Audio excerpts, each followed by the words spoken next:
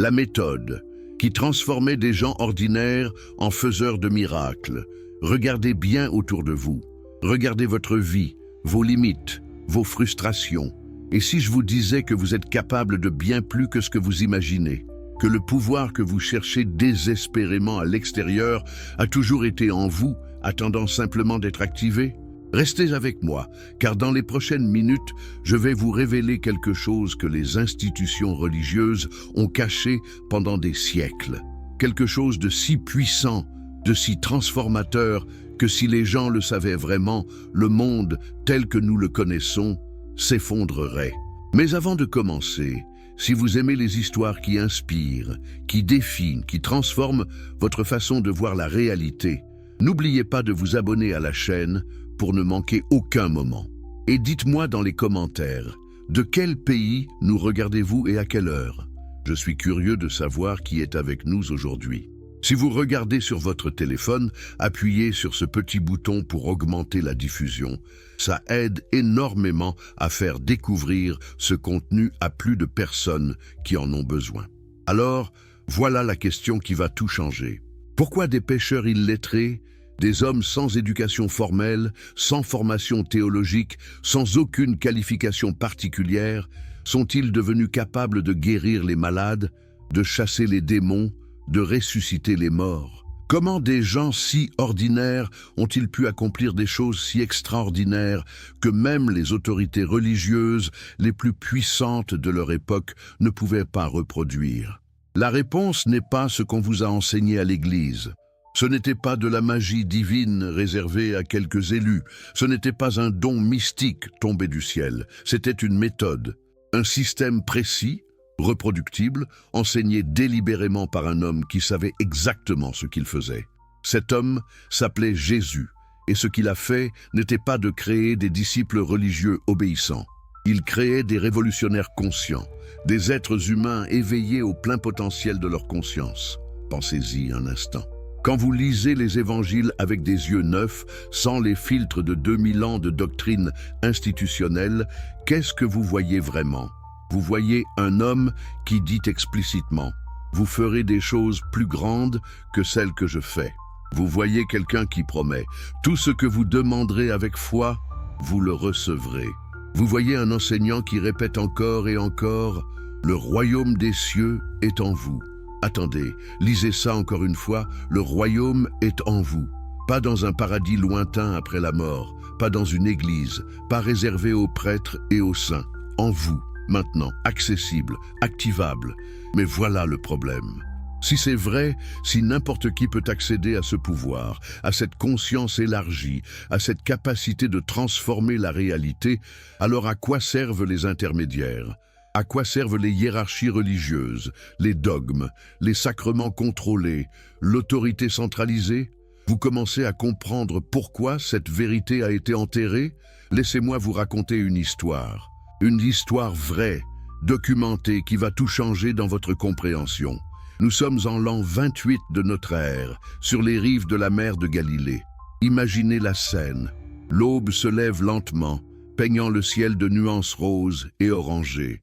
L'eau est calme, presque vitreuse, reflétant les premières lueurs du jour. Sur cette plage, des hommes travaillent. Pas n'importe quels hommes, des pêcheurs. Des travailleurs manuels dont les mains sont calleuses, dont les dos sont courbés par des années de travail épuisant. Simon, qu'on appellera plus tard Pierre, tire ses filets vides avec frustration. Toute une nuit de travail pour rien, toute une nuit à lancer les filets, à attendre, à espérer et à les remonter désespérément vides. Vous connaissez ce sentiment, cette frustration quand vous donnez tout et que rien ne vient, quand vous travaillez dur et que les résultats ne sont pas au rendez-vous? Simon est fatigué, pas seulement physiquement, même si ses muscles brûlent et que ses yeux sont rouges de fatigue. Il est mentalement épuisé, émotionnellement vidé. Il commence à se demander si ça vaut encore la peine de continuer, si demain sera différent d'aujourd'hui. Si sa vie ne sera qu'une répétition infinie de nuits blanches et de filets vides. Et c'est exactement à ce moment, quand l'espoir est au plus bas, qu'un homme s'approche. Un homme dont Simon a entendu parler. On dit qu'il enseigne différemment, qu'il défie les autorités. qu'il parle avec une autorité qui ne vient pas des écoles rabbiniques, qu'il accomplit des choses étranges. Cet homme regarde Simon directement dans les yeux, pas le regard poli et distant qu'on réserve aux étrangers. Non, un regard qui pénètre, qui voit, qui sait. Et il dit quelque chose de complètement fou. Avance en eau profonde et jette tes filets. Maintenant, mettez-vous à la place de Simon une seconde. Vous êtes un pêcheur professionnel. Vous faites ça depuis votre enfance. Vous connaissez ces eaux mieux que personne. Vous savez que la nuit est le moment pour pêcher, pas le jour. Vous savez que vous venez de passer des heures à essayer et que ça n'a rien donné. Et voilà qu'un charpentier, un type qui ne connaît rien à la pêche, vous dit comment faire votre travail. Qu'est-ce que vous feriez? Vous ririez, vous l'ignoreriez, vous lui expliqueriez patiemment qu'il ne comprend rien, mais quelque chose dans ce regard, quelque chose dans cette voix. Simon se retrouve à dire « Maître, nous avons travaillé toute la nuit sans rien prendre, mais sur ta parole, je vais jeter les filets, sur ta parole. Pas sur la logique, pas sur l'expérience, pas sur les probabilités, sur ta parole. » Et ce qui se passe ensuite défie toute logique. Les filets se remplissent tellement de poissons qu'ils commencent à se déchirer. Simon doit appeler son frère André et leurs associés Jacques et Jean pour l'aider. 2 bateaux se remplissent au point de presque couler, en plein jour, dans les mêmes eaux qui étaient vides toute la nuit. Vous imaginez ce moment? Le choc, l'incrédulité, la peur même, parce que ce qui vient de se passer ne devrait pas être possible. Les lois naturelles que Simon connaît depuis toujours viennent d'être violées sous ses yeux. Et sa réaction est fascinante. Il ne saute pas de joie, il ne célèbre pas sa prise miraculeuse. Non, il tombe à genoux et dit « Seigneur, éloigne-toi de moi, car je suis un homme pécheur. » Pourquoi cette réaction? Parce qu'il vient de réaliser quelque chose de profondément déstabilisant. Il vient de comprendre qu'il est en présence de quelque chose qui transcende tout ce qu'il connaît. Et cela le terrifie, parce que si cet homme peut commander à la nature elle-même, si la réalité se plie à sa parole, alors tout ce que Simon croyait savoir sur le monde vient de s'effondrer. Mais voici où ça devient vraiment intéressant. La réponse de Jésus. Il ne dit pas « Oui, je suis spécial et toi tu es juste un pécheur misérable ». Il ne crée pas de distance. Il ne s'élève pas au-dessus. Il dit « N'aie pas peur. Désormais ce sont des hommes que tu prendras. » Attendez, réfléchissez à ce que ça signifie. Jésus ne dit pas « Je vais pêcher des hommes et tu vas m'assister ». Il dit « Tu vas pêcher des hommes ». Il vient de démontrer un pouvoir extraordinaire. Et immédiatement, il dit à cet homme ordinaire terrifié « Ce pouvoir, tu l'auras aussi. Ce que tu viens de voir, tu le feras. » Est-ce que vous comprenez à quel point c'est radical? C'est comme si quelqu'un débarquait dans votre vie aujourd'hui, démontrait une capacité extraordinaire devant vos yeux, puis vous disait immédiatement « Je vais t'apprendre à faire exactement la même chose ». Et que fait Simon? Quelque chose qui semble complètement fou. Il laisse tout, les filets pleins de poissons, la plus grosse prise de sa vie, probablement de quoi vivre pendant des mois, les bateaux, le business familial, sa carrière, sa sécurité, son identité même. Il laisse tout ça sur la plage et suit cet étranger. Pourquoi? Qu'est-ce qui pousse un homme à abandonner tout ce qu'il connaît, toute sa sécurité, pour suivre quelqu'un qu'il vient juste de rencontrer? Parce qu'il vient de voir quelque chose qui change tout. Il vient de comprendre viscéralement dans ses tripes que sa vie telle qu'il la connaissait était minuscule comparée à ce qui est possible. Il vient d'entrevoir une réalité plus vaste, plus puissante, plus significative que tout ce à quoi il avait accès. Et une fois que vous avez vu ça, vous ne pouvez plus revenir en arrière. Vous ne pouvez plus vous contenter de l'ordinaire. Mais voici la vraie question. Était-ce juste une démonstration de pouvoir pour impressionner? Était-ce juste Jésus qui montrait qu'il était spécial? Ou était-ce la première leçon d'un système d'enseignement précis? Regardez attentivement. Jésus vient de donner à Simon sa première leçon sur comment la réalité fonctionne vraiment. Il lui a montré que la parole prononcée avec autorité, avec conviction totale, peut altérer les résultats physiques. Que l'impossible devient possible quand on opère depuis un état de conscience différent. Que les règles que nous pensons absolues sont en fait flexibles. Et le test du filet, c'était délibéré. Jésus testait la disponibilité de Simon.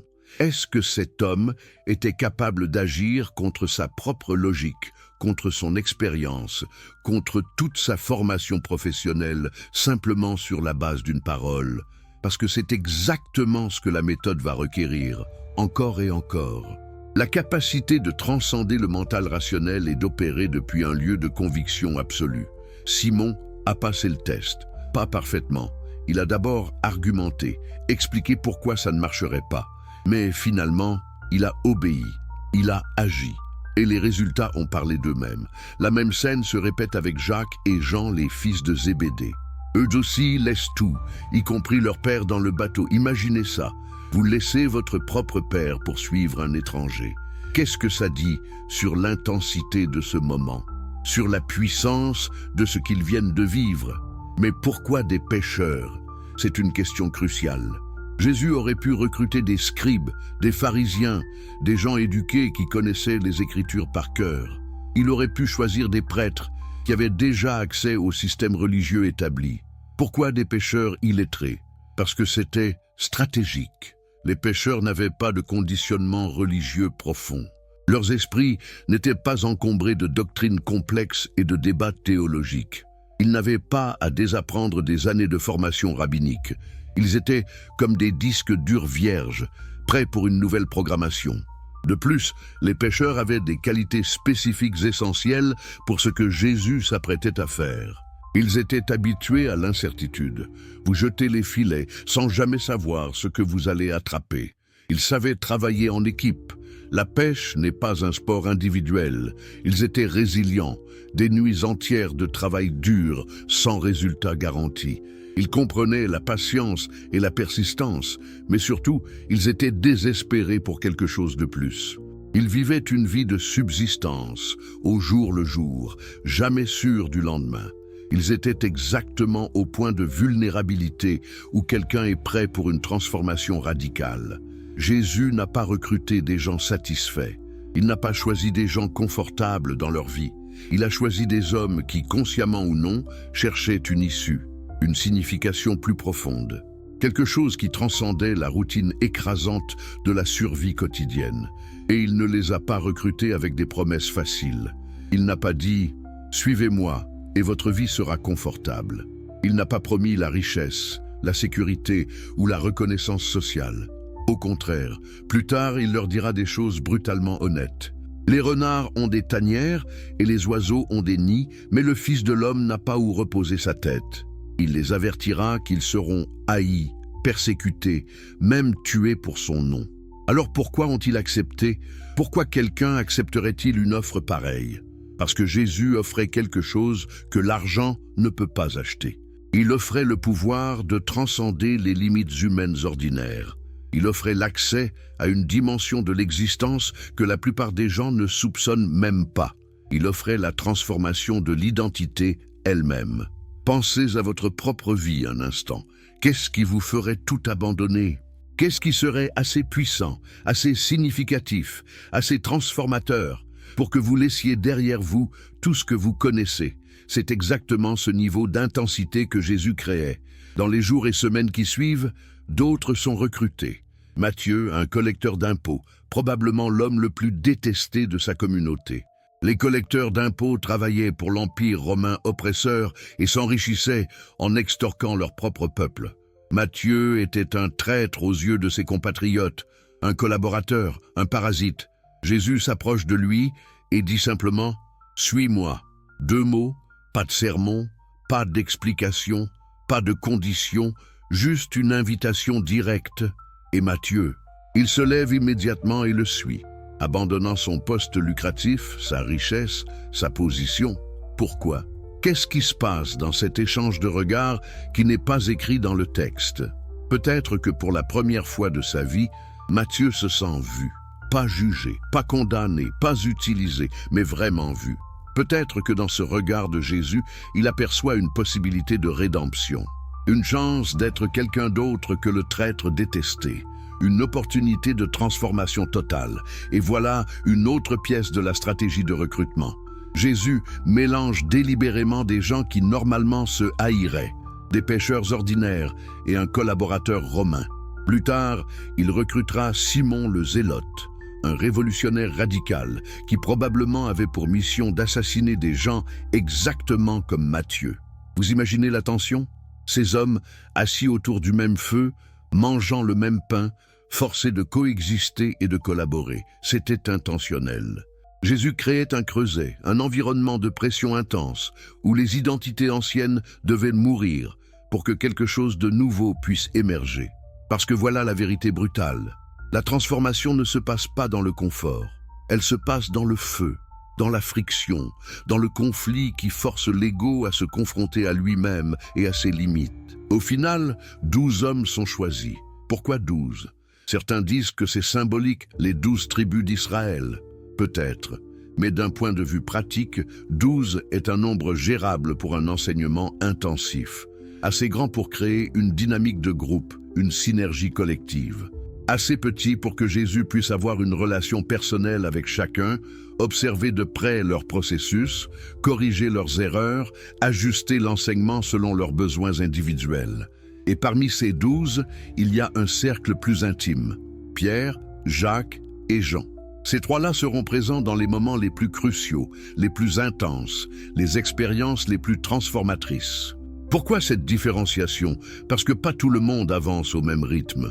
Pas tout le monde a la même capacité, le même engagement, la même ouverture. Jésus créait des niveaux. Enseignement de base pour les foules, enseignement plus profond pour les 12, enseignement ésotérique pour les 3. C'est exactement comme un système d'apprentissage moderne. Cours publics, programme avancé, mentorat privé. Même structure, appliquée il y a 2000 ans. Mais le recrutement n'était que le début. Maintenant, venait la partie vraiment difficile. La transformation elle-même, l'installation du système dans leur conscience, et ça commence par quelque chose que personne n'attend.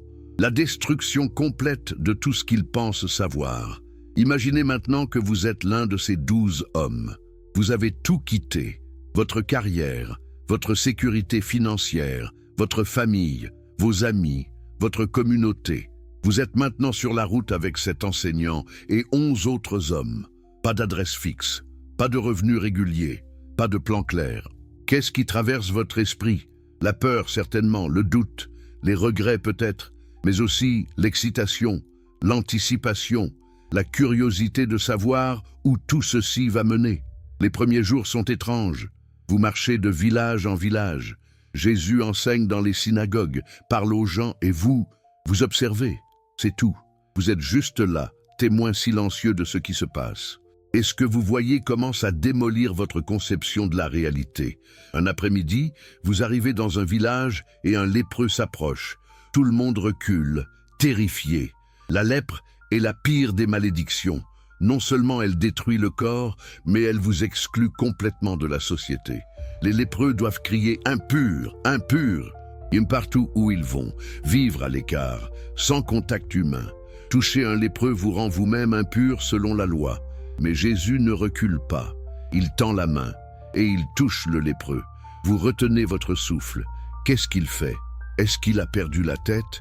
Mais avant que vous puissiez traiter ce que vous venez de voir, quelque chose d'encore plus impossible se produit. La peau du lépreux change. Les plaies se ferment. La chair redevient saine. En quelques secondes, un homme condamné à mourir lentement et seul redevient complètement sain. Votre esprit essaie de rationaliser. C'était peut-être pas vraiment la lèpre, peut-être une illusion, peut-être, mais non, vous l'avez vu, tous les 12 l'ont vu, les villageois l'ont vu, c'était réel. Et ce n'est que le début. Village après village, vous voyez des choses qui défient toute explication. Des aveugles qui recouvrent la vue, des sourds qui entendent, des paralytiques qui marchent, des démons expulsés de gens qui convulsaient et se mutilaient. Au début, chaque miracle vous choque. Vous êtes stupéfait, incrédule. Mais au fil des semaines, quelque chose de bizarre se produit. Vous commencez à vous y habituer. Ce qui était impossible devient normal. Votre cerveau commence à accepter une nouvelle réalité où ces choses arrivent régulièrement. C'était exactement le but. Jésus vous exposait systématiquement à l'impossible, jusqu'à ce que votre esprit accepte que l'impossible n'existe pas vraiment. jusqu'à ce que vous réalisiez que impossible est juste une étiquette que nous mettons sur des choses que nous ne comprenons pas encore. Mais l'exposition au miracle n'était qu'une partie du processus. Jésus enseignait aussi, et son enseignement était profondément déstabilisant. Voulez-vous continuer avec la suite approfondie? J'ai développé environ 12 000 mots couvrant l'introduction et les 3 premiers segments de manière narrative et engageante en français. La méthode qui transformait des gens ordinaires en faiseurs de miracles. Suite, vous êtes encore là? Parfait. Parce que ce que vous allez découvrir maintenant va complètement bouleverser votre compréhension de ce qui est possible pour un être humain ordinaire. Mais avant de plonger dans ces révélations qui changent tout, faites-moi une faveur. Si vous aimez les histoires qui inspirent, qui défient vos croyances, qui vous poussent à voir plus grand, abonnez-vous à cette chaîne maintenant. Ne laissez pas ce contenu vous échapper. Et dites-moi dans les commentaires, de quel pays nous regardez-vous en ce moment? Quelle heure est-il chez vous? Je suis fasciné de savoir qui partage ce moment avec nous à travers le monde. Et si vous êtes sur votre téléphone, appuyez sur ce bouton pour booster cette vidéo. Ça aide vraiment à faire découvrir ce message à plus de personnes qui en ont désespérément besoin. Alors, reprenons. Nous avons laissé ces 12 hommes sur la route, témoins quotidiens de l'impossible devenant réel. Leurs esprits sont déjà en train de se reconfigurer. Leurs anciennes certitudes s'effritent. Mais observer n'est qu'une partie du processus. Maintenant vient le moment le plus crucial, le plus terrifiant, le plus transformateur. Le moment où ils doivent passer de spectateurs à acteurs. Imaginez la scène. Plusieurs mois ont passé. Vous avez vu Jésus guérir des centaines de personnes. Vous l'avez vu commander aux éléments naturels. Vous l'avez vu confronter les autorités religieuses avec une audace qui vous glace le sang. Vous avez absorbé ses enseignements, ses paraboles, ses démonstrations. Votre vision du monde a été complètement chamboulée. Et puis un matin, Jésus vous rassemble tous les 12. Il vous regarde avec cette intensité que vous avez appris à reconnaître, celle qui précède toujours quelque chose de significatif. Et il dit quelque chose que vous n'aviez jamais anticipé. Il est temps. Vous allez partir par 2 dans les villages environnants. Et vous allez faire exactement ce que vous m'avez vu faire. Attendez, quoi? Votre cœur se met à battre plus fort. Vous sentez la sueur froide dans votre dos. Faire ce que vous l'avez vu faire, guérir les malades, chasser les démons, prêcher avec autorité. Vous? Mais vous êtes juste Simon le pêcheur, vous êtes Matthieu l'ex-collecteur d'impôts. Vous êtes Jacques, Jean, André, des hommes ordinaires qui n'ont rien de spécial. Comment pourriez-vous accomplir ce que lui accomplit? Et comme s'il lisait vos pensées, Jésus ajoute des instructions qui rendent tout encore plus terrifiant. Ne prenez ni or, ni argent, ni cuivre dans vos ceintures, pas de sac pour le voyage, ni 2 tuniques, ni sandales, ni bâtons. Réfléchissez à ce qu'il vient de dire. Il vous envoie dans des villages inconnus pour accomplir des choses impossibles, sans aucune ressource, sans aucun filet de sécurité, sans aucun plan de secours. C'est de la folie pure, n'est-ce pas? Ou est-ce précisément le point? Parce que si vous aviez de l'argent, des provisions, un plan B, sur quoi compteriez-vous quand les choses deviennent difficiles? Sur vos ressources matérielles, sur votre capacité à vous débrouiller par vous-même. Mais Jésus est en train de vous forcer dans une situation où vous n'avez absolument rien d'autre que ce qu'il vous a enseigné. Rien d'autre que la foi, que peut-être, juste peut-être, ce pouvoir qu'il démontre si facilement pourrait opérer à travers vous aussi. C'est terrifiant. Mais c'est aussi nécessaire, parce que la transformation ne se produit jamais dans la zone de confort. Elle se produit quand vous êtes poussé au-delà de vos limites, dans un territoire où votre ego ne peut plus vous protéger, où vos mécanismes habituels de contrôle ne fonctionnent plus. Alors vous partez, par 2, Pierre avec André peut-être, Jacques avec Jean. Chaque père marche sur la route poussiéreuse, le cœur battant, l'estomac noué. Qu'est-ce que vous vous dites mutuellement? Comment vous vous encouragez quand la peur menace de vous paralyser? Vous arrivez au premier village. Les gens vous regardent avec curiosité, puis avec méfiance. Qui êtes-vous? Que voulez-vous? Vous n'avez pas l'apparence de rabbin respectable. Vous n'avez pas de lettre de recommandation. Vous êtes juste deux types inconnus qui prétendent avoir un message. Et maintenant, le moment de vérité. Quelqu'un dans la foule mentionne un malade, une femme paralysée depuis des années, un enfant tourmenté par des convulsions, un homme aveugle qui mendie dans la rue. Qu'est-ce que vous faites? Votre première impulsion est de paniquer, de dire « Non, attendez, il y a une erreur, nous ne sommes pas Jésus, nous ne savons pas comment faire ça. » Mais vous vous souvenez de ces paroles. Vous allez faire exactement ce que vous m'avez vu faire. Alors vous prenez une respiration profonde. Vous posez votre main sur le malade et vous essayez de vous souvenir, pas seulement les mots que Jésus prononçait, mais l'état dans lequel il était quand il le faisait. Cette conviction absolue, cette autorité tranquille, cette connexion à quelque chose de plus grand que lui-même. Et vous parlez. Votre voix tremble peut-être au début, mais vous commandez à la maladie de partir, vous déclarez la guérison. Et vous attendez le cœur suspendu, sans savoir si quelque chose va se passer ou si vous allez juste être humilié publiquement. Qu'est-ce qui se passe dans ces secondes d'attente? C'est là que tout se joue. Parce que si rien ne se produit, comment vous réagissez? Est-ce que vous abandonnez immédiatement?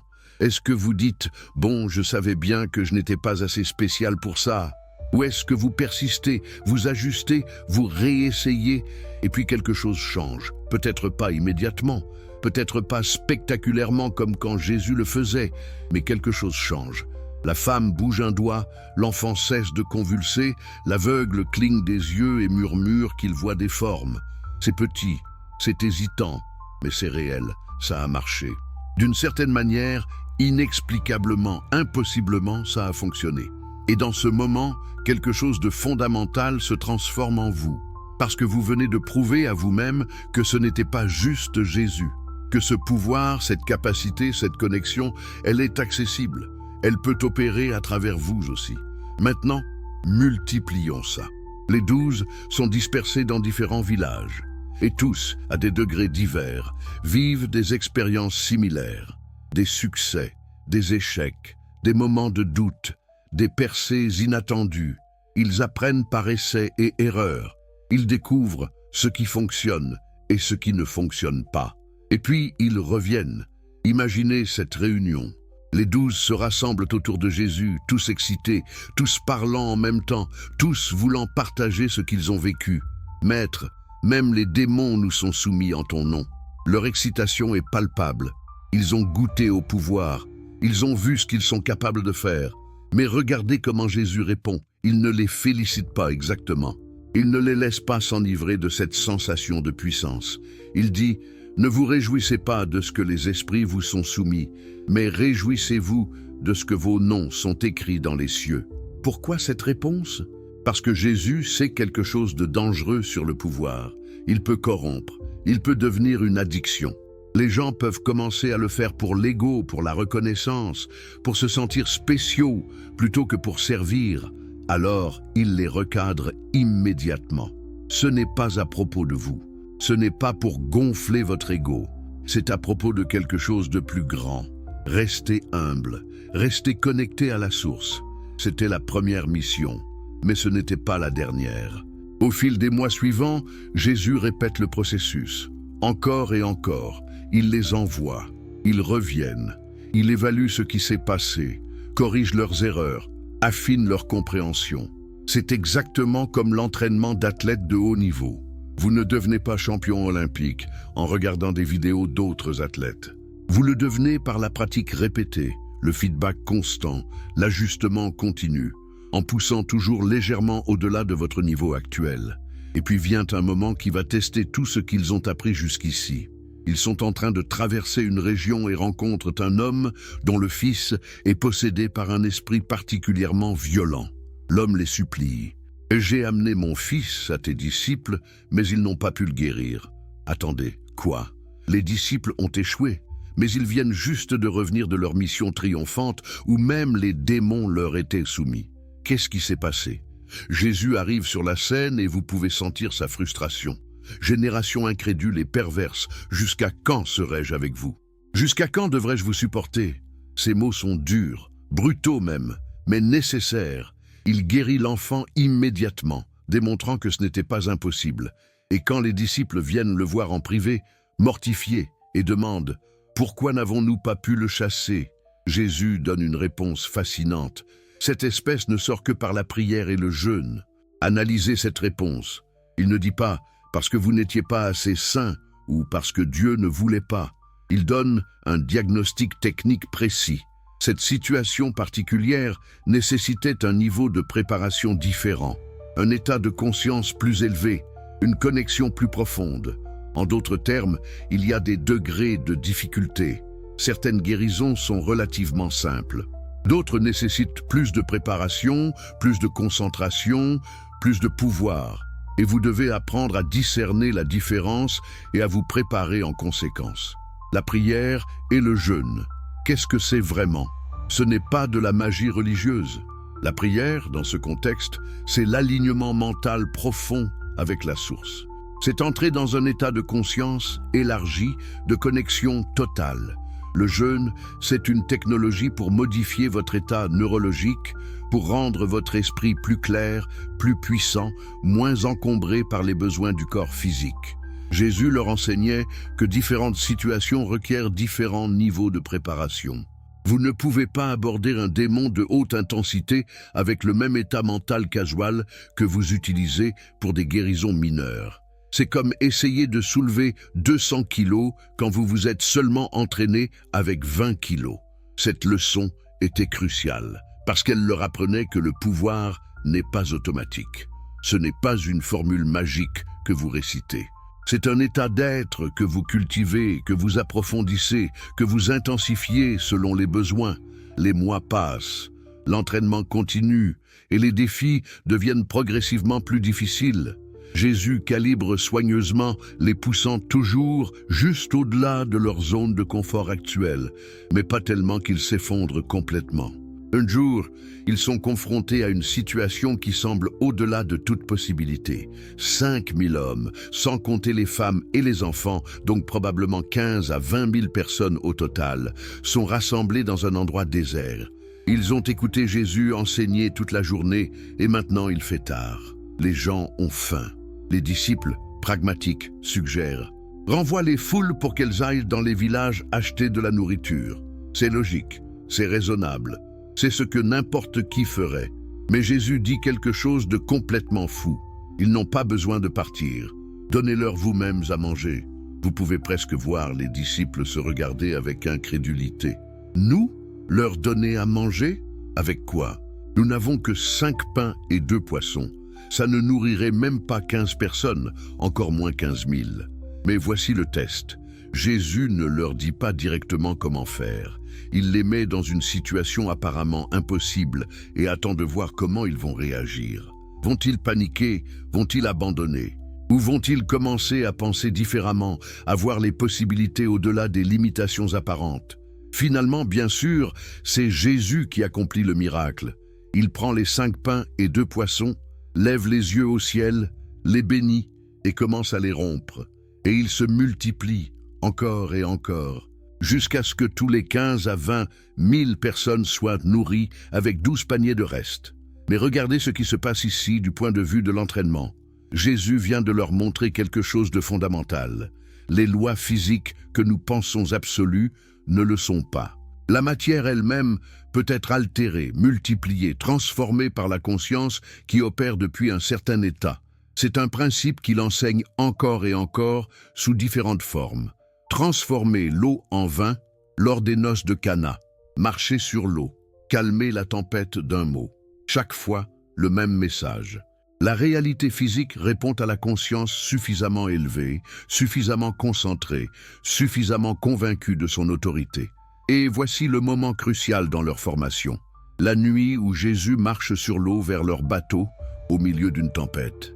Ils sont terrifiés, pensant voir un fantôme, mais Jésus les rassure, et Pierre, dans un moment d'audace folle ou de foi inspirée, crie « Seigneur, si c'est toi, ordonne-moi de venir vers toi sur les eaux. » Et Jésus dit simplement « Viens ». Imaginez être Pierre dans ce moment. Vous venez de demander à faire quelque chose que votre cerveau sait être complètement impossible. Les êtres humains ne marchent pas sur l'eau. C'est une loi physique fondamentale. Et maintenant, vous devez sortir du bateau et essayer de le faire. Vous mettez un pied sur le bord du bateau. Votre cerveau hurle que c'est de la folie. Mais vous avez vu Jésus le faire. Vous avez vu tant de choses impossibles devenir possibles.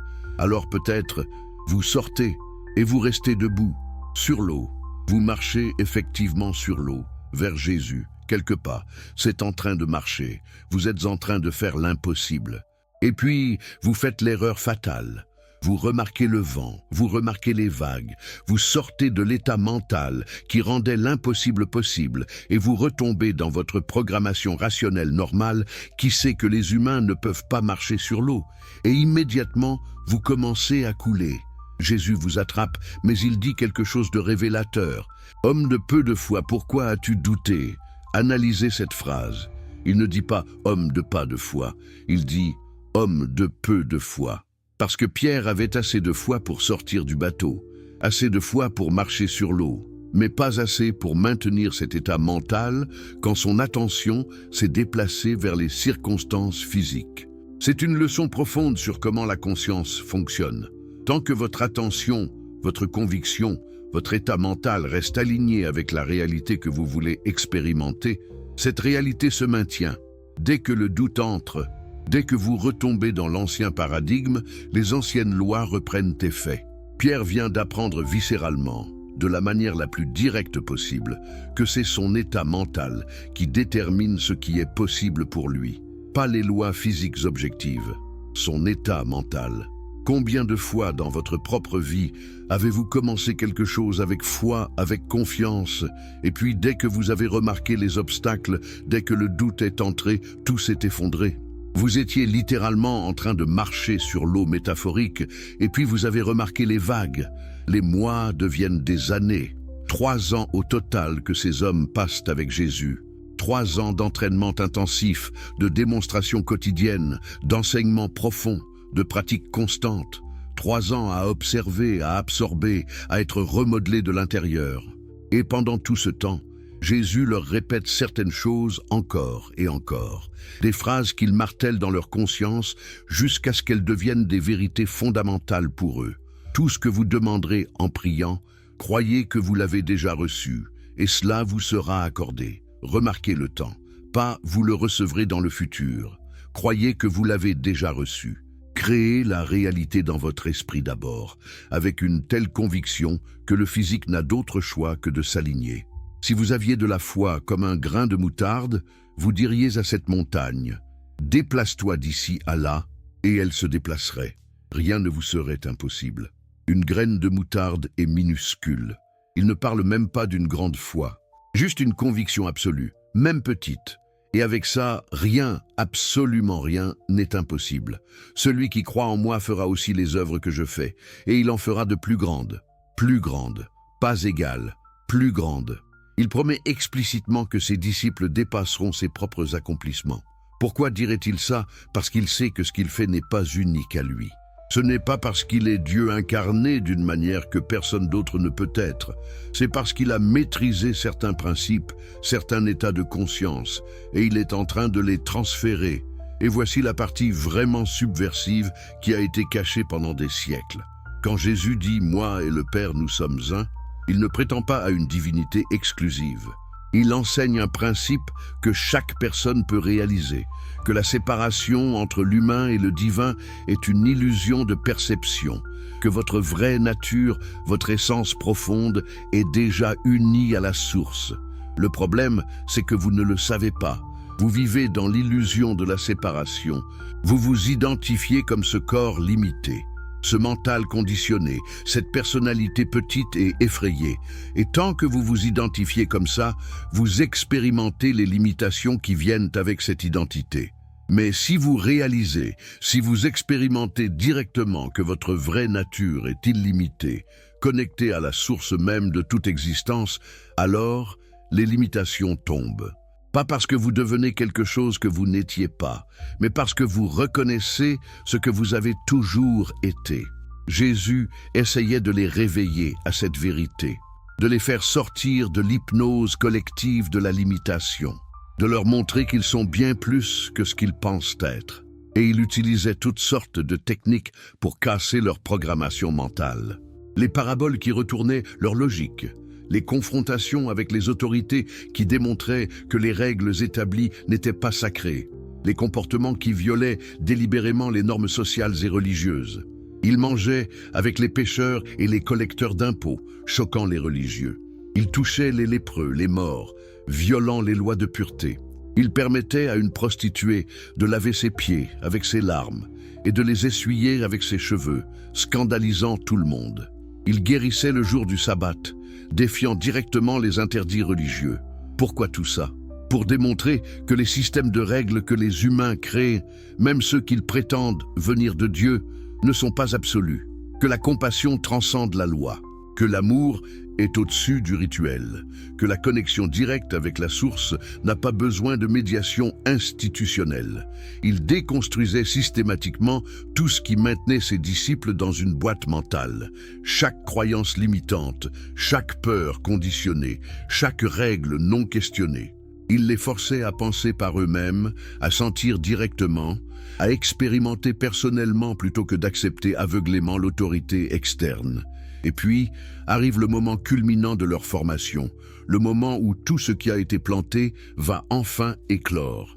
Mais ce moment nécessite quelque chose que personne n'anticipe, la mort apparente du maître lui-même. Imaginez le choc.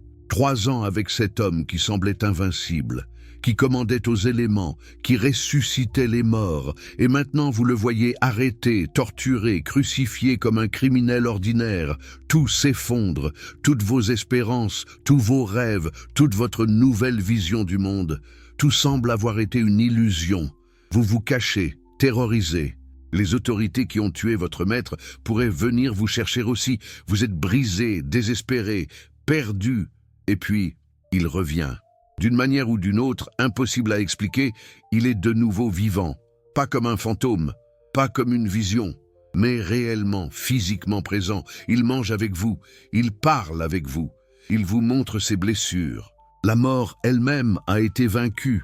La limite ultime, la peur finale que tout être humain porte, annulée, démontrée comme n'étant pas absolue. Qu'est-ce que cela fait à votre psyché, à votre conception de la réalité ?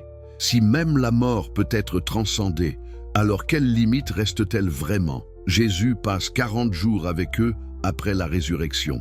40 jours à consolider tout ce qu'il a enseigné, à préparer le transfert final, parce que maintenant ils doivent partir, physiquement, définitivement, et ils doivent être capables de continuer sans lui. Imaginez ces dernières conversations, l'intensité, l'urgence, tout ce qui reste à transmettre avant qu'ils ne partent. Et il leur dit quelque chose de crucial. Ne partez pas de Jérusalem, mais attendez ce que le Père a promis. Car Jean a baptisé d'eau, mais vous, dans peu de jours, vous serez baptisés du Saint-Esprit. Qu'est-ce que ça signifie? Dans le langage que nous utiliserions aujourd'hui, il leur dit « Vous allez recevoir une activation finale. Tout ce que j'ai installé en vous pendant ces 3 ans va être activé d'un coup. La graine que j'ai plantée va soudainement fleurir. Vous allez expérimenter directement ce que je vous ai enseigné intellectuellement. » Et puis il part. Il monte dans le ciel devant leurs yeux, disparaissant dans les nuages. Et ils restent là, bouche bée, ne sachant pas exactement quoi faire. Mais ils obéissent, ils retournent à Jérusalem. Ils s'enferment dans une chambre haute. Les 12 disciples, Marie, la mère de Jésus, quelques autres fidèles. Environ 120 personnes au total. Et ils attendent. Qu'est-ce qui se passe dans cette attente? Ils prient ensemble, ils méditent, ils se remémorent tous les enseignements, ils partagent leurs expériences. Et peut-être surtout, ils lâchent prise, ils arrêtent d'essayer de contrôler, de comprendre, de forcer les choses. Ils s'ouvrent simplement à ce qui va venir. Et puis, le jour de la Pentecôte, ça arrive. Le texte décrit un bruit comme un vent violent qui remplit toute la maison. Des langues comme de feu qui se posent sur chacun d'eux. Et soudainement, ils sont remplis du Saint-Esprit et commencent à parler en langues qu'ils n'ont jamais apprises. Mais au-delà des phénomènes externes, qu'est-ce qui se passe vraiment à l'intérieur? C'est une expérience d'expansion de conscience si intense, si totale, que leur identité même se transforme. Le doute qui restait, la peur qui les paralysait, les limitations qu'ils portaient encore, Tout ça se dissout dans une vague de réalisation directe. Ils expérimentent viscéralement ce que Jésus leur a enseigné. L'unité avec la source, le pouvoir infini disponible, l'absence de séparation entre eux et le divin. Ce n'est plus une croyance intellectuelle, c'est une certitude vécue, gravée dans chaque cellule de leur être, et cela les transforme instantanément. Pierre, qui avait renié Jésus 3 fois par peur quelques semaines auparavant, sort maintenant dans la rue et prêche avec une audace folle devant des milliers de personnes. Le même homme qui se cachait, terrorisé, proclame maintenant ouvertement des choses qui pourraient le faire tuer. Qu'est-ce qui a changé? Son état de conscience, son identité même. Il ne se voit plus comme Pierre le pécheur faible et effrayé. Il expérimente maintenant l'identité divine que Jésus lui a promise. Et depuis cet état, la peur n'existe plus. Et les autres disciples, pareil, transformation totale. Ils commencent immédiatement à faire exactement ce qu'ils ont vu Jésus faire. Guérison, miracle, résurrection même. Le livre des Actes documente leurs exploits. Pierre guérissant simplement par son ombre qui passe sur les malades. Paul ressuscitant un jeune homme mort d'une chute. Philippe téléporté instantanément d'un endroit à un autre. Des choses folles, impossibles, et pourtant réelles, documentées, attestées par des témoins multiples. Comment est-ce possible? Parce que la méthode a fonctionné. Le système d'entraînement de Jésus, culminant dans cette activation finale, a réellement transformé des hommes ordinaires en êtres opérants depuis un état de conscience élargi. Mais voici la question cruciale. Était-ce réservé à eux? Était-ce un événement unique dans l'histoire, jamais à se répéter? Ou est-ce un modèle reproductible? Regardez ce qui se passe ensuite. Les disciples ne gardent pas la méthode pour eux, ils la transmettent. Paul enseigne à Timothée, Pierre forme des leaders dans différentes villes. Les communautés chrétiennes primitives sont remplies de gens ordinaires qui prophétisent, guérissent, parlent en langue, ont des visions. Ce n'était pas rare, ce n'était pas exceptionnel, c'était normal, attendu. Tout croyant était supposé expérimenter ces choses, pas quelques saints spéciaux, tout le monde. Continuez avec moi jusqu'à la fin pour découvrir pourquoi ça a disparu et comment le récupérer aujourd'hui. La méthode qui transformait des gens ordinaires en faiseurs de miracles, finale arrêtez tout ce que vous faites. Parce que ce que je m'apprête à vous révéler va probablement vous mettre en colère. Ça va vous faire remettre en question tout ce qu'on vous a enseigné. Ça va vous faire réaliser que vous avez été trompé pendant toute votre vie. Mais c'est nécessaire, parce que la vérité, même quand elle dérange, est toujours préférable au mensonge confortable. Avant de plonger dans cette révélation qui change tout, faites quelque chose pour moi. Si vous aimez les histoires qui ouvrent les yeux, qui exposent les vérités cachées, qui vous donnent le pouvoir de transformer votre vie, abonnez-vous à cette chaîne maintenant. Ne laissez pas ce message crucial se perdre. Et écrivez dans les commentaires quel pays, quelle heure chez vous en ce moment. Je veux savoir qui a le courage de rester jusqu'à la fin de cette révélation. Si vous êtes sur mobile, appuyez vite sur le bouton pour booster. Ça permet à plus de gens de découvrir ce que les institutions ne veulent pas que vous sachiez. Alors, voici la question qui dérange.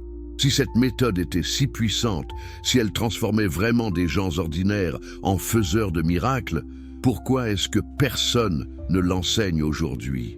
Pourquoi est-ce que les églises sont remplies de gens faibles, malades, impuissants, qui prient désespérément pour des miracles qui ne viennent jamais? Pourquoi est-ce que les pasteurs eux-mêmes ne démontrent pas ces capacités que les premiers disciples manifestaient si naturellement? La réponse va vous glacer le sang, parce que ce n'est pas un accident. Ce n'est pas parce que Dieu a retiré ses dons. Ce n'est pas parce que nous sommes dans une ère différente. C'est parce que la méthode a été délibérément, systématiquement, méthodiquement cachée et supprimée par ceux qui avaient le plus à perdre, si les gens découvraient leur propre pouvoir. Laissez-moi vous raconter comment ça s'est passé. Comment quelque chose d'aussi transformateur a été perverti en un système de contrôle. Comment la révolution est devenue institution. Comment le pouvoir partagé est devenu monopole. Revenons aux premières années après la Pentecôte. Jérusalem est en ébullition. Les disciples de Jésus sont partout, accomplissant des miracles publiquement, prêchant avec une audace qui défie l'autorité établie. Et surtout, ils forment d'autres personnes à faire la même chose. La méthode se propage comme un virus bénéfique, infectant de plus en plus de gens avec cette conscience élargie, ce pouvoir activé. Les autorités religieuses sont horrifiées. Vous imaginez leur perspective? Pendant des siècles, ils ont maintenu leur pouvoir en étant les intermédiaires entre Dieu et le peuple. Seuls les prêtres pouvaient entrer dans le Saint des Saints. Seuls les rabbins formés pendant des décennies pouvaient interpréter la Torah. Tout le système était construit sur la hiérarchie, sur l'exclusivité, sur le fait que les gens ordinaires avaient besoin d'eux. Et voilà que ces pécheurs sans éducation démontrent que n'importe qui peut avoir un accès direct, que les miracles ne nécessitent pas de sacrifice au temple, que la présence divine n'est pas confinée à un bâtiment sacré mais accessible en chacun. C'est une menace existentielle pour tout leur système. Alors, ils persécutent violemment. Étienne, l'un des premiers disciples, est lapidé à mort. Jacques, le frère de Jean, est exécuté par l'épée. Les croyants sont arrêtés, emprisonnés, torturés. L'objectif est clair: terroriser ce mouvement jusqu'à ce qu'il disparaisse. Mais ça ne marche pas. Pourquoi? Parce que quand vous avez expérimenté ce que ces gens ont expérimenté, quand vous avez goûté à ce pouvoir, à cette conscience, à cette liberté, vous ne pouvez plus revenir en arrière. La mort elle-même perd son pouvoir de vous contrôler. Étienne, pendant qu'il est lapidé, voit les cieux ouverts et déclare qu'il voit Jésus. Il meurt en état d'extase, sans peur. Ce genre de courage face à la mort terrifie les autorités encore plus. Parce que si vous ne pouvez pas contrôler les gens par la peur de la mort, comment les contrôlez-vous? Alors le mouvement se propage. De Jérusalem à la Judée, à la Samarie, jusqu'aux confins de l'Empire romain. Paul, l'ancien persécuteur devenu apôtre, établit des communautés dans tout le bassin méditerranéen. Pierre voyage vers Rome. Thomas, selon la tradition, va jusqu'en Inde. La méthode se répand géographiquement et démographiquement. Et ces premières communautés chrétiennes, elles ne ressemblent en rien aux églises d'aujourd'hui. Elles se réunissent dans des maisons. N'importe qui peut prophétiser, enseigner, prier pour les malades. Il n'y a pas de clergé professionnel séparé des laïcs, pas de liturgie rigide, pas de hiérarchie ecclésiastique. C'est organique, chaotique même, mais vivant, puissant. Paul, dans ses lettres, doit souvent corriger les excès. Pas parce que les gens ne manifestent pas de dons spirituels, mais parce qu'ils en manifestent trop, sans ordre. Tout le monde veut parler en langues en même temps. Tout le monde veut prophétiser. C'est le problème de l'abondance, pas de la pénurie. Lisez 1 Corinthiens 14. Paul doit établir des règles. Une personne à la fois, quelqu'un doit interpréter les langues, les prophéties doivent être évaluées. Pourquoi ces règles seraient-elles nécessaires si ces manifestations n'étaient pas communes et fréquentes? Mais avec les décennies qui passent, quelque chose commence à changer. Subtilement d'abord. Les leaders émergent naturellement, ceux qui enseignent mieux, qui ont plus d'expérience, qui maintiennent l'ordre. Rien de mal à ça en soi. Le problème commence quand ces leaders commencent à créer une distinction entre eux et les autres croyants. Au IIe siècle, vous voyez apparaître la distinction claire entre clergé et laïc. Les évêques prétendent avoir une autorité apostolique spéciale. Seuls eux peuvent administrer certains sacrements. Seuls eux peuvent interpréter correctement les Écritures. Seuls eux ont accès aux niveaux les plus profonds de connaissances spirituelles. Vous voyez ce qui se passe. La même structure de pouvoir que Jésus avait défiée est en train de se recréer. L'accès direct que la méthode garantissait est progressivement remplacé par la médiation obligatoire. Et puis arrive Constantin. L'an 313, l'édit de Milan. Le christianisme passe de religion persécutée à religion tolérée, et en quelques décennies à religion officielle de l'Empire. Ça semble être une victoire, non? Finalement, les chrétiens peuvent pratiquer ouvertement, construire des églises, ne plus craindre pour leur vie. Mais c'est en réalité le début de la fin pour la méthode authentique, parce que maintenant, le christianisme est fusionné avec le pouvoir politique. L'empereur convoque des conciles pour décider de la doctrine. Des désaccords théologiques deviennent des affaires d'État. L'orthodoxie est imposée par la force impériale. Et surtout, une hiérarchie massive et complexe se développe. Évêques, archevêques, patriarches, des cathédrales somptueuses sont construites. Des rituels élaborés sont établis. Une classe cléricale professionnelle émerge, séparée du peuple par l'éducation, les vêtements, le statut, les privilèges. Où est la méthode dans tout ça? Où est le pouvoir accessible à tous? Où est l'expérience directe que Jésus promettait? Progressivement étouffée, contrôlée, canalisée dans des rituels sanctionnés. Vous voulez une guérison? Vous devez recevoir l'onction des malades administrée par un prêtre. Vous voulez le Saint-Esprit? Vous devez recevoir le sacrement de confirmation d'un évêque. Vous voulez comprendre les Écritures? Vous devez écouter l'interprétation autorisée de l'Église. Tout doit passer par les canaux officiels. Toute expérience spirituelle en dehors de ces canaux devient suspecte, dangereuse même. Et avec le Moyen-Âge, ça empire. La Bible elle-même est interdite au peuple. Elle existe seulement en latin, une langue que personne ne parle plus. Seuls les prêtres éduqués peuvent la lire. Et ils vous disent ce qu'elle signifie. Vous n'avez pas le droit de l'interpréter vous-même. Pensez à l'ironie. Jésus, qui enseignait directement à des pécheurs illettrés, dont le message était accessible aux enfants et aux simples d'esprit, est maintenant représenté par une institution qui garde jalousement la connaissance, qui exige des années d'études théologiques, qui maintient les masses dans l'ignorance délibérée. Et si quelqu'un commence à manifester des capacités spirituelles en dehors du contrôle ecclésiastique, si quelqu'un prétend avoir des visions directes, entendre la voix de Dieu, accomplir des guérisons sans l'autorisation de l'Église, c'est de l'hérésie, c'est de la sorcellerie, et la punition, la torture, le bûcher, la mort. Les mystiques chrétiens qui expérimentent effectivement ce que Jésus enseignait sont constamment en danger. Maître Eckhart, condamné. Marguerite Porete, brûlée vive. Jeanne d'Arc, exécutés. Leur crime? Prétendre avoir un accès direct au divin sans passer par les canaux officiels. Vous comprenez maintenant, ce n'est pas que la méthode a cessé de fonctionner. C'est qu'elle a été activement supprimée par ceux qui bénéficiaient de votre impuissance. Parce que si vous découvrez que vous pouvez accéder directement au pouvoir, à la guérison, à la sagesse, à la présence divine, vous n'avez plus besoin d'eux. Et ils perdent leur contrôle, leur statut, leur richesse, leur pouvoir. C'est la même dynamique dans toute l'histoire de l'humanité. Ceux au pouvoir ne veulent jamais que les masses soient autonomes. Ils veulent la dépendance, parce que la dépendance crée le contrôle, et le contrôle maintient leur position privilégiée. Pensez aux systèmes médicaux modernes. Est-ce qu'ils vous enseignent comment prévenir les maladies par le style de vie, la nutrition, la gestion du stress? Rarement. Ils préfèrent vous garder malade et dépendant de médicaments coûteux. Pas parce que les médecins sont mauvais, mais parce que le système profite de votre maladie chronique, pas de votre santé autonome. Pensez aux systèmes éducatifs. Est-ce qu'ils vous enseignent à penser de manière critique, à remettre en question l'autorité, à découvrir la vérité par vous-même? Non. Ils vous enseignent à mémoriser, à obéir, à accepter ce que les experts vous disent, parce qu'un peuple qui pense indépendamment est difficile à contrôler.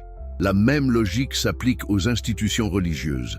Un fidèle autonome qui expérimente directement le divin n'a pas besoin de prêtres, de rituels coûteux, d'intermédiaires. Il est libre. Et la liberté est la dernière chose que les systèmes de contrôle veulent pour vous. Mais voici ce qui est fascinant. Même avec toute cette suppression, même avec des siècles d'efforts pour enterrer la méthode, elle continue à ressurgir, encore et encore. Parce que la vérité ne peut pas être complètement détruite. Elle peut être cachée, tordue, obscurcie, mais pas éliminée. Au XVIe siècle, la réforme protestante éclate. Luther, Calvin et d'autres défient l'autorité de l'Église catholique. Ils remettent la Bible dans les mains du peuple, traduite dans les langues vernaculaires. Ils rejettent l'idée que vous avez besoin d'un prêtre comme intermédiaire. Le sacerdoce de tous les croyants, déclare Luther. Chaque personne est son propre prêtre. C'est un pas dans la bonne direction. Mais même là, même avec la réforme, quelque chose est perdu. Les protestants rejettent la hiérarchie catholique mais créent leur propre structure rigide. Ils rejettent la tradition mais élèvent les Écritures à un statut presque magique. Et surtout, ils sont profondément méfiants des expériences spirituelles directes, des miracles, des manifestations du pouvoir. Luther lui-même écrit que les dons miraculeux étaient nécessaires pour établir l'Église primitive, mais qu'ils ont cessé après la mort des apôtres. Pourquoi dirait-il ça? Peut-être parce que permettre de telles expériences créerait le chaos, minerait l'autorité doctrinale, rendrait le contrôle impossible. Alors même dans le protestantisme, la méthode reste cachée. Oh, vous pouvez lire la Bible vous-même maintenant, vous pouvez prier directement. Mais accomplir des miracles, guérir les malades, ressusciter les morts, manifester le pouvoir que Jésus promettait. Non, ça, c'était réservé au temps biblique, ou du moins, c'est ce qu'on vous dit. Des siècles passent, l'illumination arrive, la science moderne émerge. Et maintenant, une nouvelle forme de suppression apparaît. Les miracles, c'est de la superstition. Les guérisons spontanées, des rémissions naturelles mal comprises, les expériences spirituelles, des hallucinations, des troubles psychologiques, des réactions neurochimiques. Le matérialisme scientifique devient la nouvelle orthodoxie.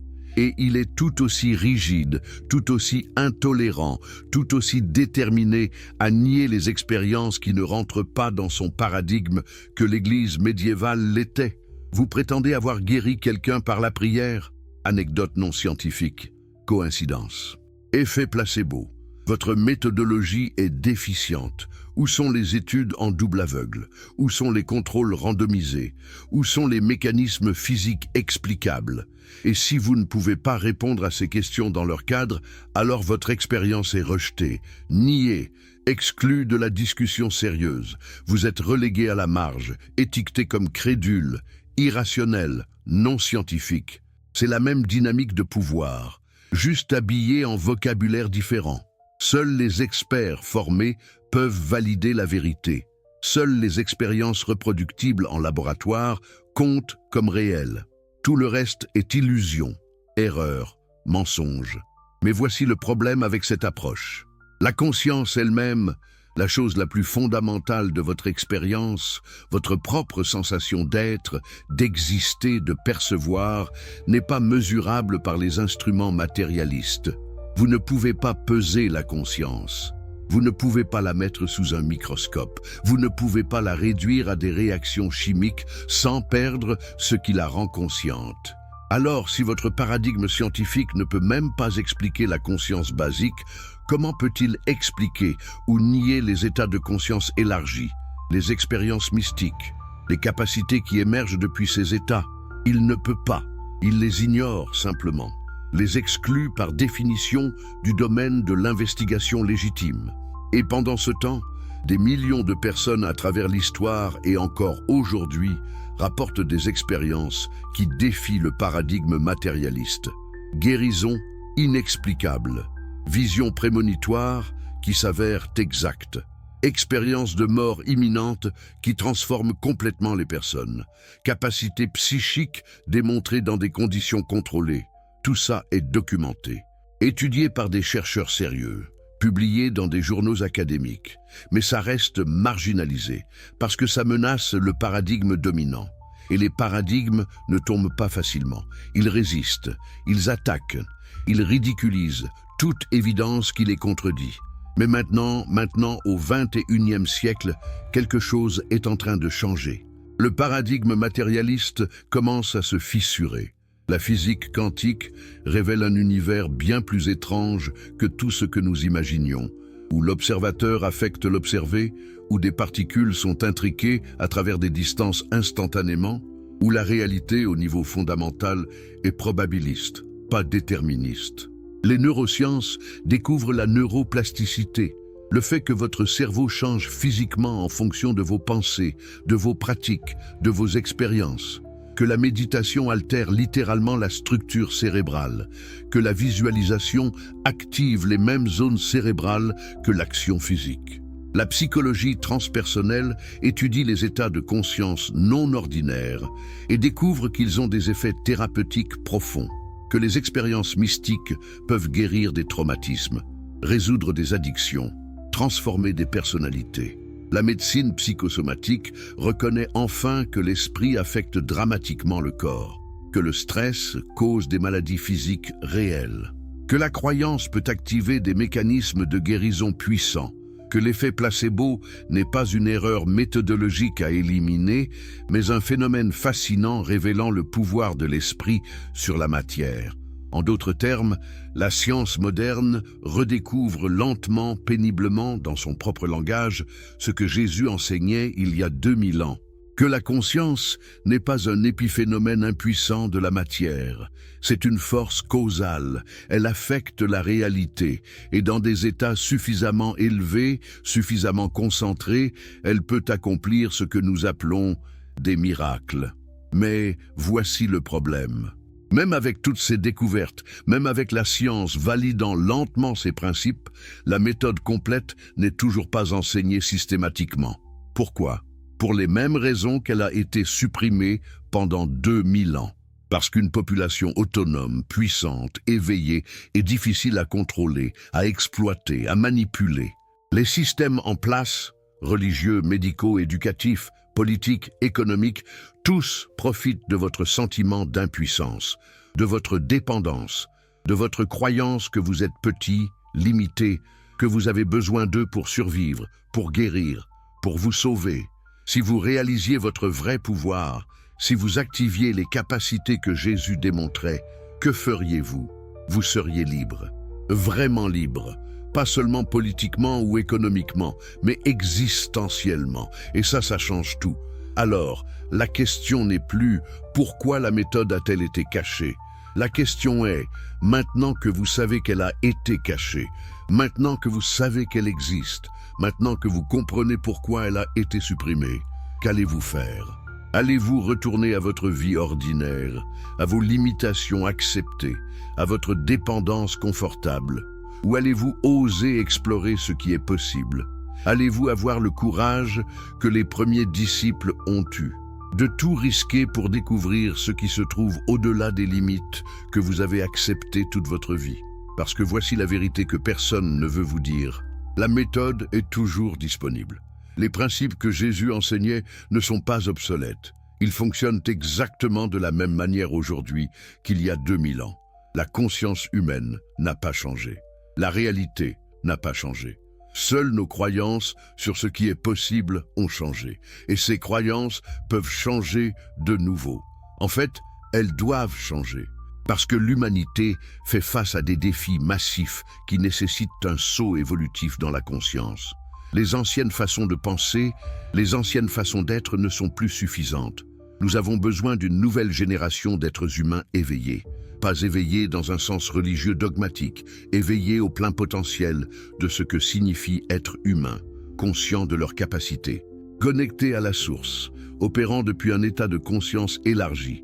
C'est exactement ce que Jésus créait, c'est exactement ce que la méthode produisait, et c'est exactement ce dont le monde a désespérément besoin maintenant.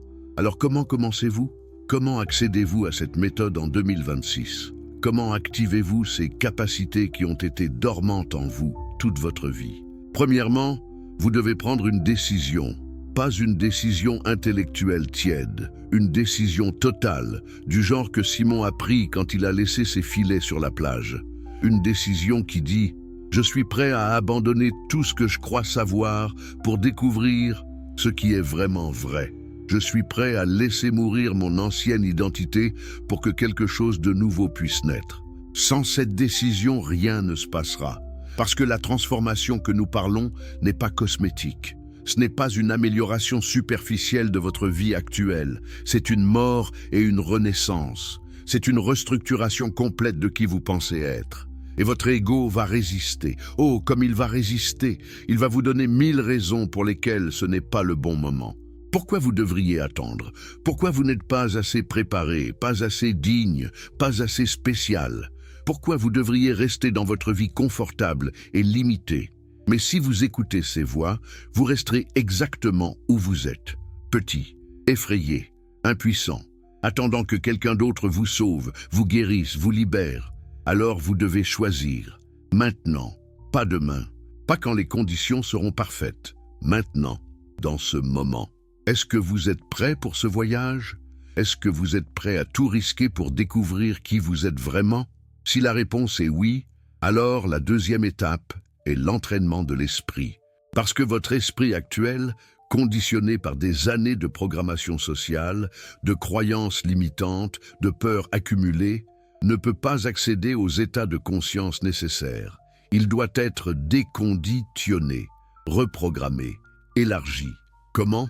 Pratique quotidienne, non négociable. La méditation pour silencer le bavardage mental constant et accéder à la conscience pure. La visualisation pour créer mentalement les réalités que vous voulez manifester avec une telle intensité que votre subconscient ne peut pas distinguer entre imaginé et réel. Des déclarations verbales prononcées avec une conviction absolue. Pas des affirmations tièdes que vous murmurez sans y croire. Des déclarations d'autorité qui restructurent votre réalité. Rappelez-vous, Jésus ne priait pas pour les miracles, il les commandait. Lève-toi et marche. Lazare, sors. Tempête, calme-toi. Déclaration, commande, autorité absolue. Vous devez cultiver cette même autorité intérieure et ça vient de la pratique. Jour après jour, même quand ça semble ne rien faire, même quand vous ne voyez pas de résultat, vous plantez des graines dans votre subconscient. Et avec le temps, avec la persistance, elles germent. Ensuite, l'exposition délibérée à l'impossible. Vous devez sortir de votre zone de confort. Régulièrement, intentionnellement, mettez-vous dans des situations où vous n'avez d'autre choix que de compter sur quelque chose de plus grand que vos capacités ordinaires. Ça ne signifie pas être stupide ou imprudent. Ça signifie être stratégiquement audacieux, prendre des risques calculés qui vous poussent au-delà de vos limites actuelles, parce que c'est dans ces moments de pression que les percées arrivent. C'est quand vous êtes poussé au bord que vous découvrez ce qui est vraiment en vous. Quatrièmement, la communauté. Jésus n'a pas entraîné des individus isolés. Il a créé un groupe. Parce que la transformation se produit plus rapidement, plus profondément en communauté, vous avez besoin d'autres personnes qui partagent le chemin, qui vous défient quand vous devenez complaisant, qui vous soutiennent quand vous doutez, qui célèbrent vos percées et vous aident à apprendre de vos échecs. Trouvez votre tribu, ou créez-la. Rassemblez des personnes qui sont sérieuses sur ce chemin. Pas des touristes spirituels qui veulent juste se sentir bien. Des guerriers qui sont prêts à faire le travail difficile de la transformation. Et enfin, la persistance face à l'échec. Parce que vous allez échouer souvent. Les premiers disciples ont échoué encore et encore avant de maîtriser la méthode. Pierre a coulé en marchant sur l'eau. Les disciples n'ont pas pu chasser certains démons. Ils ont douté, ils ont peur, ils se sont trompés constamment. Mais ils n'ont pas abandonné. Ils ont appris de chaque échec. Ils ont ajusté, ils ont persisté. Et finalement, ils ont percé.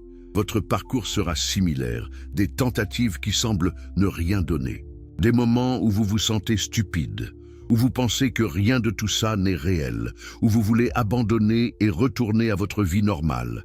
C'est exactement dans ces moments que vous devez persister. Parce que c'est le test.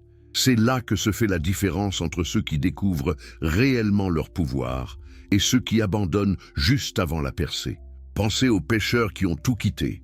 Imaginez les moments de doute qu'ils ont dû avoir, les nuits où ils se demandaient s'ils avaient fait une terrible erreur, les fois où rien ne semblait marcher, les situations où ils avaient l'air de fous. Mais ils sont restés. Ils ont continué et finalement ils sont devenus exactement ce que Jésus avait promis qu'ils deviendraient. Des hommes ordinaires faisant des choses extraordinaires, transformant le monde, changeant l'histoire. Vous pouvez faire la même chose, pas nécessairement de la même manière, pas nécessairement à la même échelle, mais selon votre propre design unique, selon votre propre mission, selon ce pourquoi vous êtes venu ici. Parce que voici le secret final que personne ne vous dit. Vous n'êtes pas ici par accident. Vous n'êtes pas juste un produit aléatoire de forces évolutives aveugles. Vous êtes ici pour une raison, avec des dons uniques, avec une mission spécifique, avec un rôle à jouer dans le déploiement de l'évolution de la conscience. Mais vous ne pouvez pas accomplir cette mission depuis votre état actuel de conscience limitée, effrayée, conditionnée. Vous devez vous éveiller, vous devez vous élever, vous devez activer ce qui a toujours été là, dormant, attendant que vous soyez prêt. Et le moment est maintenant, pas parce que je le dis, pas parce que quelque autorité externe le déclare, mais parce que quelque chose en vous reconnaît la vérité de ces mots. Quelque chose en vous se souvient. Quelque chose en vous sait que vous êtes fait pour plus que la vie ordinaire que vous vivez. Écoutez cette voix, suivez cette intuition, prenez le premier pas, puis le suivant, et un jour, pas trop loin dans le futur, vous regarderez en arrière et vous ne reconnaîtrez même pas la personne que vous étiez quand vous avez commencé ce voyage. Vous serez transformé, éveillé, puissant, libre. Exactement comme ces pêcheurs qui ont osé tout risquer pour découvrir ce qui était possible. L'invitation est là, elle a toujours été là. Jésus l'a donnée il y a 2000 ans. Viens, suis-moi, et je te montrerai ce que tu es vraiment capable de faire. Cette invitation n'a jamais expiré. Elle vous attend, en ce moment même. La seule question est, allez-vous l'accepter ? Allez-vous avoir le courage de quitter la plage, de laisser vos filets, de tout risquer pour cette transformation? Ou allez-vous rester où vous êtes, en sécurité mais petit, confortable mais impuissant, vivant mais pas vraiment vivant? Le choix est vôtre. Il l'a toujours été, personne ne peut le faire pour vous. Aucun prêtre ne peut vous sauver. Aucun gourou ne peut vous éveiller. Aucun système ne peut vous libérer. Seul vous pouvez faire ce choix, seul vous pouvez prendre cette décision, seul vous pouvez commencer ce voyage. Alors, qu'est-ce que ça va être? La méthode est devant vous, les principes sont clairs, le chemin est tracé.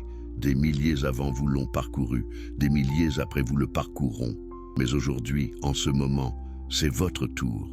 Votre moment de vérité, votre invitation à la grandeur qui attend patiemment que vous disiez « oui ». Si cette vidéo a remué quelque chose en vous, si elle a réveillé une faim, une soif, une reconnaissance profonde, alors ne la laissez pas s'éteindre. Partagez-la avec tous ceux qui ont besoin de l'entendre, avec tous ceux qui cherchent, avec tous ceux qui savent qu'il y a plus. Et dans les commentaires, écrivez 3 mots. Je suis prêt. Parce que cette déclaration, même si c'est juste des mots tapés sur un écran, commence quelque chose. Elle met en mouvement des forces. Elle ouvre des portes. Elle signale à l'univers que vous êtes sérieux. La transformation vous attend. Le pouvoir vous attend. La vie extraordinaire que vous avez toujours senti possible vous attend. Tout ce qui manque, c'est votre oui. Alors, qu'est-ce que ça va être ?